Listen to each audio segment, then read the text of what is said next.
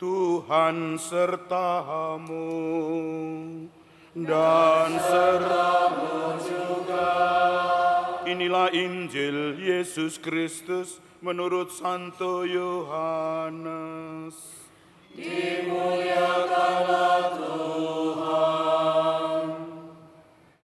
Dalam amanat perpisahannya, Yesus berkata kepada murid-muridnya, "Akulah pokok anggur yang benar, dan Bapakulah pengusahanya.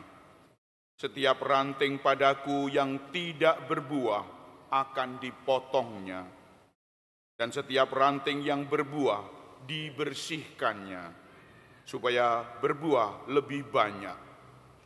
Kamu memang sudah bersih, karena firman yang telah aku katakan kepadamu. Tinggallah di dalam aku dan aku di dalam kamu.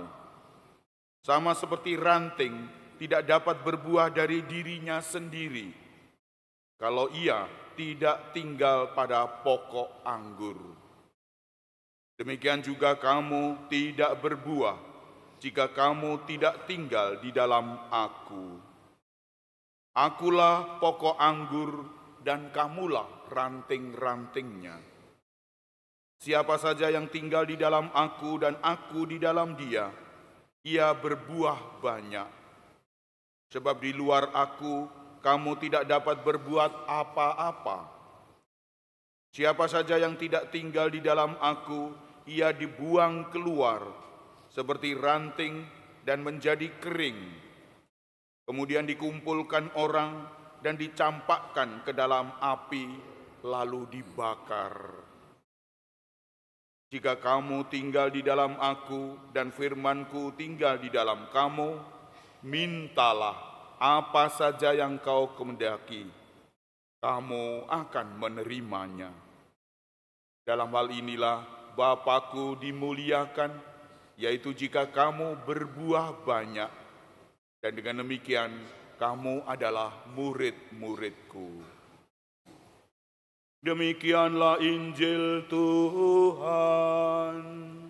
Terpujilah Kristus.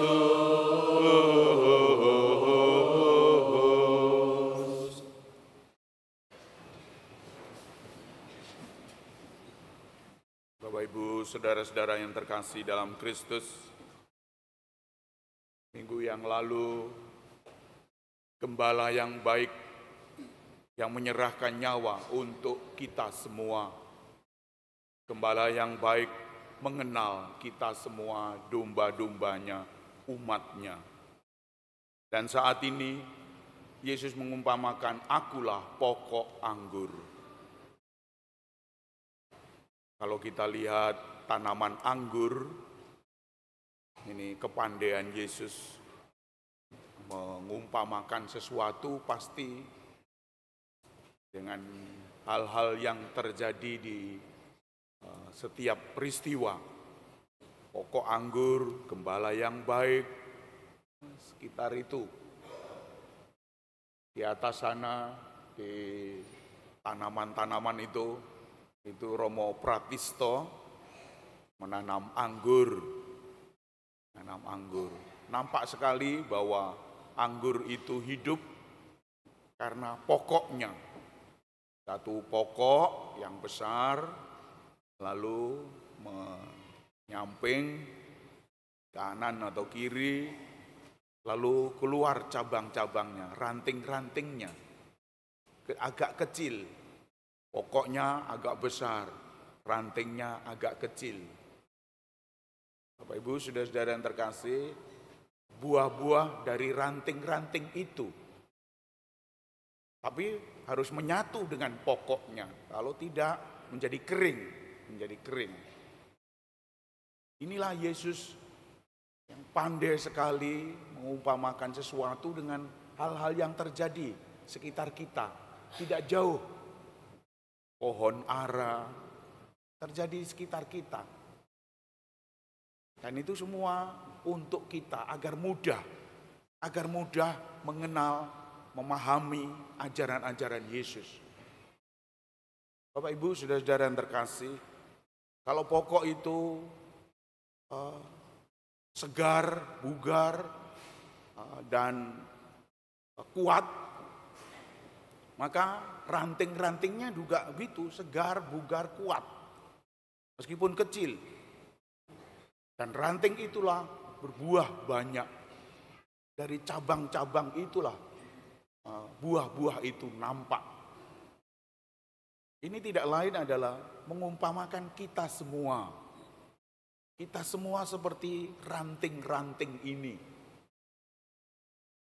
Dan kalau kita tidak bersatu dengan pokok anggur, bersatu dengan Yesus, kita tidak akan berbuah. Bagaimana kita mengetahui kita berbuah atau tidak? Kalau dalam hidup sehari-hari kita, nampak sekali bahwa kita bersemangat, memang bersemangat, teguh. Tapi hanya sementara. Kita semangat melayani Tuhan, sana sini, bagus, bekerja untuk orang lain yang tanpa pamrih, bagus. Tapi hanya sementara. Ketika diterjang badai, diterjang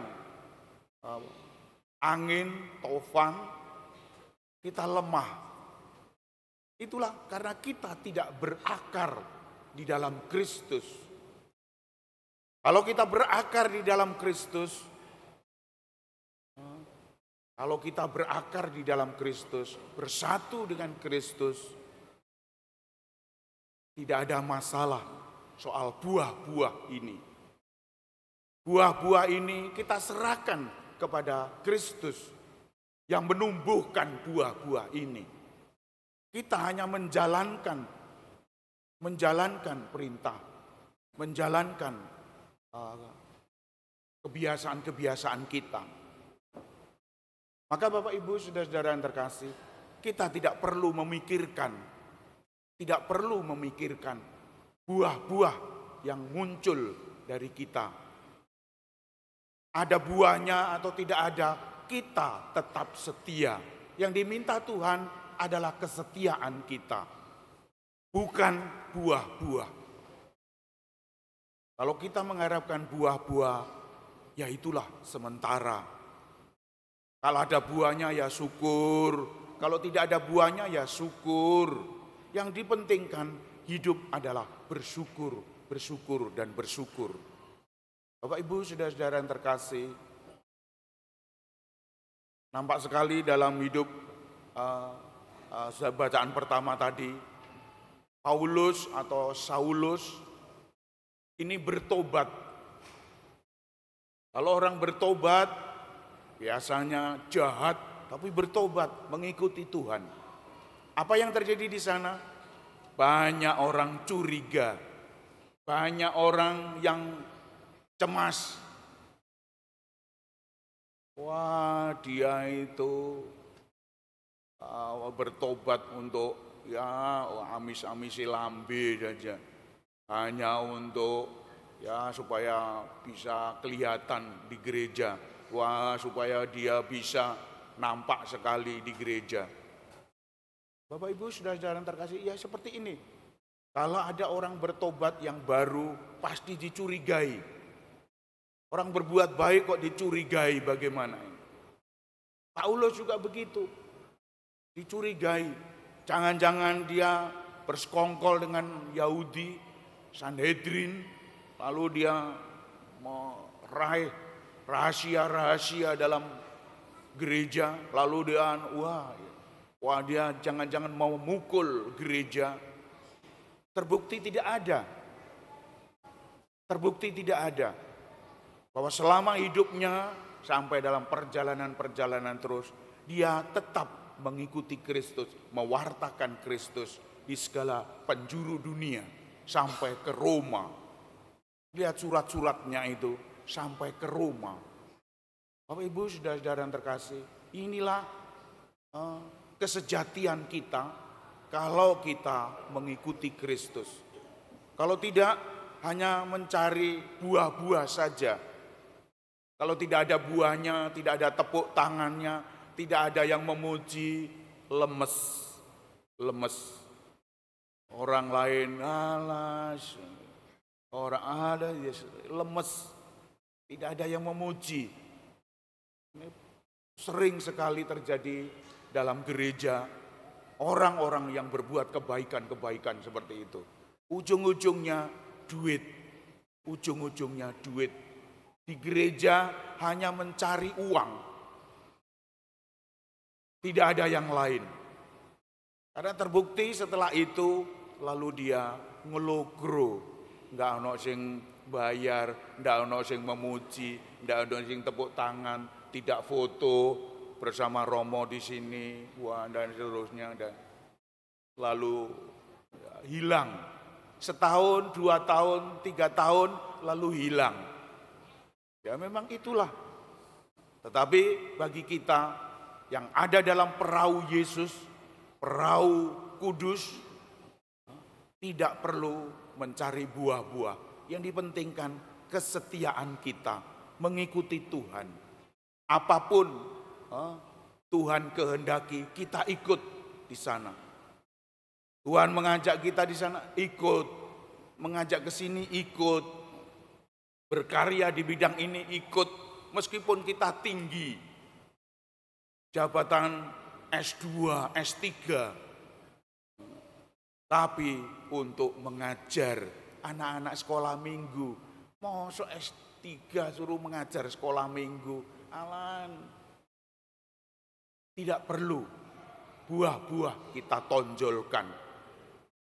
Kalau di luar monggo, tapi di dalam gereja inilah yang dipentingkan. Dalam gereja kita mencari surga.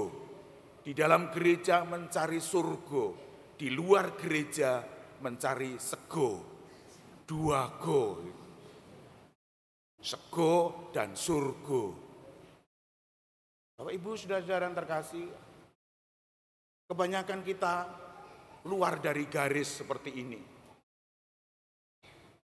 Tetaplah di dalam perahu Yesus. Tetaplah kita diombang-ambingkan bersama Yesus. Diombang-ambingkan ombak, ya terus, tidak apa-apa. Yang dipentingkan bukan hidup di dunia ini, hidup di surga. Di dunia ini pasti relatif aman. Seperti dalam bacaan pertama tadi, aman. Dan semoga kita dalam bacaan kedua, kita menunjukkan karya-karya amal belas kasih.